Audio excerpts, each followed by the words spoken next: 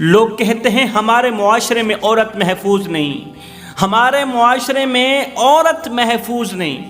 میں نے کہا تم کون سی عورت کی بات کر رہے ہو؟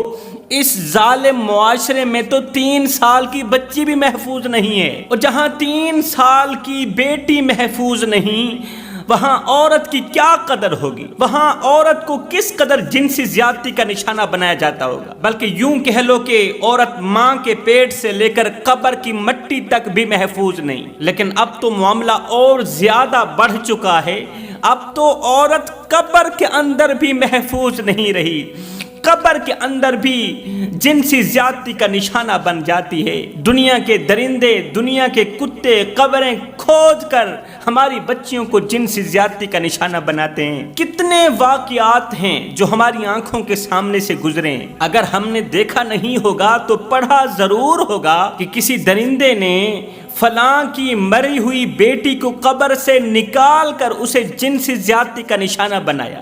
ہم نے ضرور پڑھا ہوگا، ہم نے ضرور سنا ہوگا۔ یاد رہے، زیادتی کرنے والے درندے اور وحشی لوگوں کو جب تک انجام تک نہیں پہنچایا جائے گا تب تک ہوا کی بیٹیاں ان ظالموں کی ہوس کا نشانہ بنتی رہیں گی، ان ظالموں کی ہوس کا شکار ہوتی رہیں گی۔ آخر کب تک یہ درندے میرے معاشرے کی بیٹیوں کی عزتیں نوچتے رہیں گے، میرے معاشرے کی بیٹیوں کو نوچتے رہیں گے؟ کب تک یہ غریب آدمی کی بیٹی کی عزت کی دھچیاں اڑاتے رہیں گے؟ آخر کب ان جیسوں کو سزا ملے گی؟ آخر کب یہ لوگ عبرت کا نشانہ بنیں گے؟ آخر کب ان کا سر نیزے پر چڑھایا جائے گا، سولی پر لٹکایا جائے گا، ان کو دردناک عذاب دیا جائے گا؟ کچھ لوگ ہمیشہ شکایت کرتے ہیں کہ دین اسلام میں بہت پابندیاں ہیں، عورتوں کو اسلام میں آزادی میسر نہیں ہے، اس لیے اسلامی معاشرہ ایک آئیڈیل معاشرہ نہیں ہے۔ کیوں نہیں ہے؟ اس لیے کہ عورتوں کو آزادی میسر نہیں ہے۔ عورتوں کو آزادی میسر نہ ہونے کی وجہ سے اسلامی معاشرہ کوئی آئیڈیل معاشرہ نہیں ہے۔ لیکن وقت نے ثابت کیا کہ یہ سب لوگ جھوٹے تھے، یہ سب جھوٹے تھے جو کہتے تھے اسلامی معاشرہ کوئی آئیڈیل معاشرہ نہیں ہے۔ یہ سب جھوٹے تھے، اسلام ہی سچا تھا، اور اسلام نے خود کو سچا ثابت کر کے پوری دنیا کو دکھایا۔ بھارت نے اپنی عوام کو ہر قسم کی آزادی دے رکھی ہے، عورتوں مردوں کو ہر قسم کی آزادی دے رکھی ہے بھارت نے۔ کون سی آزادی؟ شراب نوشی، زنا کے اڈے، بے حیائی عروج پر، بے غیرتی عروج پر، لڑکا لڑکی کا شادی کے بغیر تعلق میں رہنا، شادی کے بغیر، نکاح کے بغیر ایک دوسرے کے ساتھ سونا اٹھنا بیٹھنا رہنا کھانا پینا، یہ عام سی بات ہے، یہ معمولی سی بات ہے۔ وہاں ہم جنس پرستوں کی شادیاں ہو رہی ہیں۔ ہر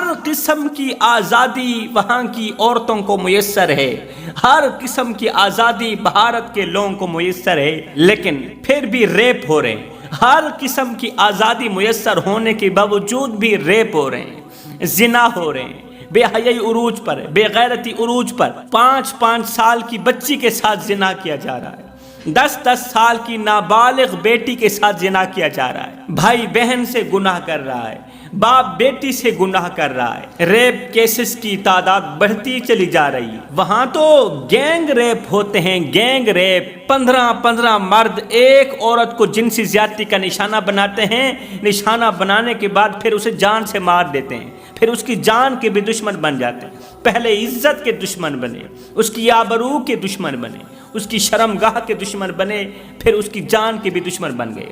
وہاں تو گینگ ریپ ہوتے ہیں، 15 آدمی، 10 آدمی ایک عورت کو زیادتی کا نشانہ بناتے ہیں، پھر جان سے مار دیتے ہیں۔ اب معلوم ہوا کہ اسلام نے اسلامی عورتوں پر جو پابندیاں لگائی ہیں وہ حق بجانب ہیں، وہ حق کی طرف ہیں، تاکہ انسانیت کا بھلا ہو سکے، انسانیت کا فائدہ ہو سکے، اسلام کی مقدس شہزادیوں کی عزتیں پامال نہ، ان کی عزتیں محفوظ رہیں، ان کی آبرویں محفوظ رہیں۔ سنیے، میرے نبی جناب حضرت محمد مصطفیٰ صلی اللہ علیہ وآلہ وسلم کی آمد سے پہلے بھی یہ ریپ عروج پر تھے۔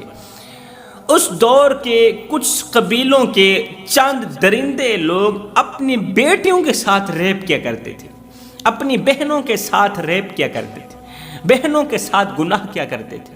ماؤں کو لونڈی سمجھا جاتا تھا، پھر ماؤں کو لونڈی سمجھنے کے بعد ماؤں کے ساتھ بھی گناہ کیے جاتے تھے۔ میرے نبی کی آمد سے پہلے دور جہالت کے چند قبیلے تھے، ان قبیلوں کی بات کر رہا ہوں جو اپنی بیٹیوں کو زندہ دفن بھی کر دیتے تھے، جو بہنوں کو کبھی کبھار اپنی بیویاں سمجھ کر استعمال کرتے تھے۔ جب بیوی مر جاتی تھی، اگر ان کی بہنیں زندہ ہوتی تھیں تو وہ بہنوں کو اپنی بیوی کی جگہ پر کھڑا کر دیتے تھے، دن کو بہن بلاتے تھے، رات کو بیوی بن جاتی تھی۔ اس طرح کے ریپ میرے کریم نبی کی آمد سے پہلے دور جہالت میں ہوا کرتے تھے، جب چاروں طرف اندھیرا ہی اندھیرا تھا، جب کچھ قبیلوں کے لوگ اپنی بیٹیوں کو بیویاں سمجھتے تھے، بیٹیوں کو زندہ دفن کر دیتے تھے۔ گھر گھر میں رہنے والا مرد گھر گھر کی رہنے والی اپنی بہن بیٹی بیوی کے ساتھ ریپ کرتا تھا، گناہ کبیرہ کرتا تھا۔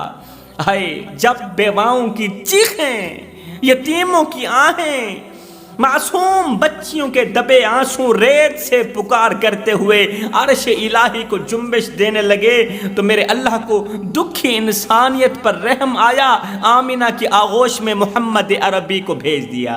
ایمان سے بتاؤ، مظلوم بچیاں رو رو کے کس کو پکار رہی تھیں؟ میرے نبی کو پکار رہی تھی۔ جن لڑکیوں پر ظلم و تشدد کے پہاڑ توڑے جا رہے تھے، وہ لڑکیاں کس کو پکار رہی تھیں؟ میرے نبی کو پکار رہی تھی۔ آ جاؤ ہماری عزتوں کے محافظ، آ جاؤ ہماری عزتوں کی حفاظت کرنے والے، ہماری عزتوں کے رکھوالے، آ جاؤ نا جلدی۔ یتیم بچیاں رو رو کے کس کو پکار رہی تھیں؟ میرے نبی کو پکار رہی تھی۔ اس دور کی جس بچی کی ماں مر جاتی تھی، جس بچی کا باپ مر جاتا تھا، اس بچی کو یوز کیا جاتا تھا۔ جو بھی اسے پکڑتا بیوی سمجھ کر استعمال کرتا، جو بھی اسے پکڑتا گناہ کبیرہ کرتا۔ یتیم بچیاں رو رو کے کس کو پکار رہی تھیں؟ میرے نبی کو پکار رہی تھی۔ اسی ظلم و زیادتی کے خاتمے کے لیے، جنسی زیادتی کے خاتمے کے لیے، ریپ کے خاتمے کے لیے، زنا کے خاتمے کے لیے بیوائیں عورتیں کس کو پکار رہی تھیں؟ میرے نبی کو پکار رہی تھی، میرے نبی کو بلا رہی تھی۔ نبی انتظار کرتے رہے، رسول انتظار کرتے رہے۔ اے اندھیرے کو روشنی میں بدلنے والے نبی، آ جاؤ نا۔ کوئی تو ہاتھ پھیلا کے کہہ رہا تھا ربنا وبعث فیہم رسولا، مالک آنکھیں بوڑھی ہو گئی ہیں، اب تو رسول بھیج بھی دے۔ معلوم ہوا کہ اسلام نے اسلامی عورتوں پر پابندیاں نہیں لگائیں، اسلام نے تو ان پر پابندیاں لگا کے ان کا بھلا کیا ہے، ان کی عزتوں کی رکھوالی کی، ان کی آبروؤں کی حفاظت فرمائی۔ آؤ یہاں پر میں تمہیں ایک عبرت ناک واقعہ سنانا چاہتا ہوں جوانو۔ ایک بادشاہ تھا تو بادشاہ حکمران تھا، اس کے دل کا تعلق اللہ کی ذات کے ساتھ جڑا ہوا تھا۔ بادشاہ بھی ہو اور دل کا تعلق اللہ کی ذات کے ساتھ جڑا ہوا ہو تو یہ بہت بڑا مقام ہے، خدا کی طرف سے دی گئی یہ بہت بڑی نعمت ہے کہ انسان حکمران بھی ہو، انسان کے پاس اقتدار بھی ہو، صاحب اختیار بھی ہو، اور پھر اللہ والا بھی ہو، پھر اللہ کی بھی مانتا ہو، لوگ اس کی مانتے ہوں اور یہ اللہ کی مانتا ہو، یہ بہت بڑی سعادت کی بات ہے۔ ایک عبادت گزار بادشاہ تھا، نیک تھا، متقی پرہیزگار تھا، 5 وقت کا نمازی تھا، دن کو روزہ رکھتا، پوری رات قیام کرتا تھا، حکمران تھا، صاحب اختیار تھا، صاحب اقتدار تھا۔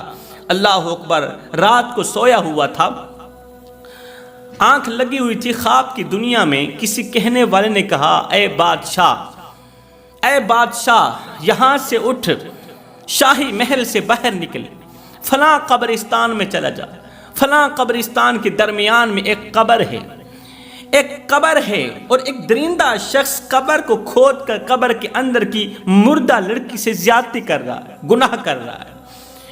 اسے اپنے شاہی محل میں لے کے آ، اسے بہت بڑا عہدہ دے دے، بہت بڑے عہدے پر بٹھا دے۔ ایک دم بادشاہ کی آنکھ کھلی، حیران رہ گیا کہ ایک درندہ شخص ہے، وہ مردہ لڑکی کے ساتھ زنا کر رہا ہے، زیادتی کر رہا ہے، اور بجائے اسے سزا دینے کے مجھے کہا جا رہا ہے کہ میں اسے بہت بڑا عہدہ دے دوں۔ پھر خود کو کہنے لگا خواب جو ہوا جھوٹا بھی ہو سکتا ہے، پھر سے سو گیا۔ جیسے ہی آنکھ لگی پھر سے خواب آیا، فلاں جگہ ایک درندہ مردہ لڑکی کے ساتھ گناہ کر رہا ہے، اسے شاہی محل میں لے کے آؤ، بہت بڑے اقتدار پہ بٹھا دو، اسے بہت بڑا عہدہ دے دو۔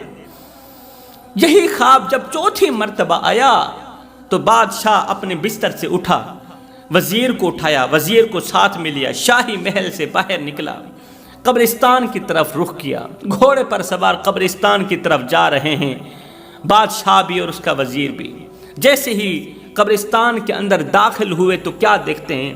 قبرستان کے درمیان میں کسی شخص کی آواز آ رہی ہے، اس کے اٹھنے بیٹھنے کی آواز آ رہی ہے۔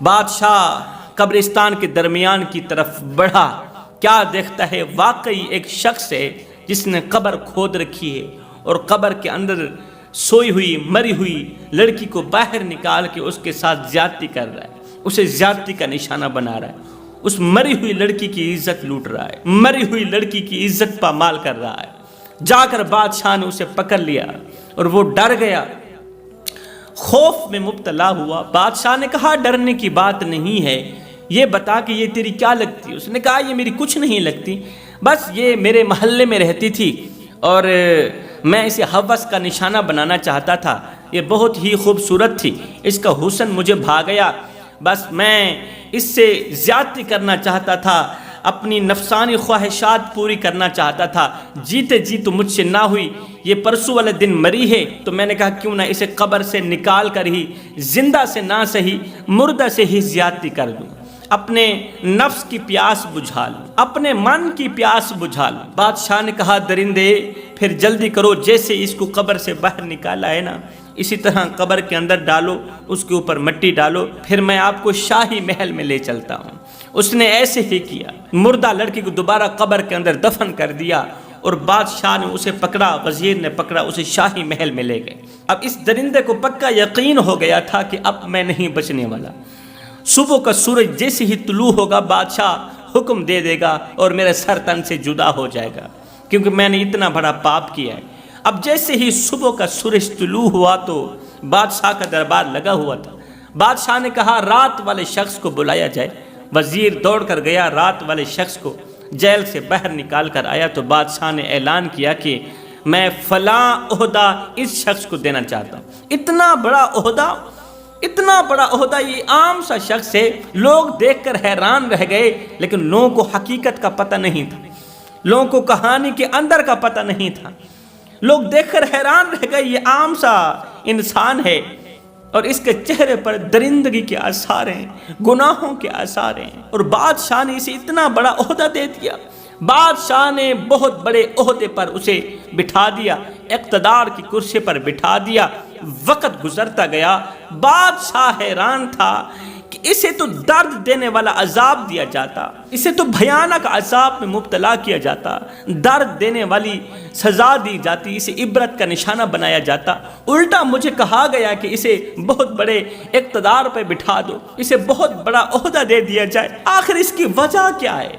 عرصہ گزر گیا، بادشاہ سوچتا رہا، سوچتے سوچتے ایک دن شاہی محل سے باہر نکلا، شکار کی غرض سے بادشاہ شاہی محل سے باہر نکلا، کہیں دور چلا گیا۔ بادشاہ کا سمندر کے کنارے سے گزر ہوا تو بادشاہ نے سمندر کے اندر نظر دوڑا کر دیکھا تو کیا دیکھتا ہے کہ پانی کے اوپر ایک اللہ کا ولی ہے جو مصلی بچھا کے نماز میں مصروف ہے، مصلی بچھا کے اللہ کی یاد میں مصروف ہے۔ پانی کے اوپر مصلی بچھا ہوا ہے، مصلی کے اوپر اللہ کا ولی بیٹھا ہوا ہے، نماز میں مصروف ہے اور مصلی تیرتا چلا جا رہا ہے۔ بادشاہ نے اس اللہ کے ولی کو اپنی طرف بلایا۔ بادشاہ کے ذہن میں آیا کہ یہ پہنچی ہوئی سرکار ہے اور مجھے لگتا ہے اس کا اللہ تعالیٰ کے ساتھ اچھا خاصا تعلق ہے اور اس نے اللہ تعالیٰ کے ساتھ صلح کر رکھی ہے، اللہ کو اپنا بنایا ہوا ہے، اس لیے تو پانی کے اوپر تیر رہا ہے، عبادت میں مصروف ہے۔ کیوں نہ وہ وجہ اس سے جان کے دیکھتا ہوں، اس خواب کی تعبیر اس سے پوچھتا ہوں۔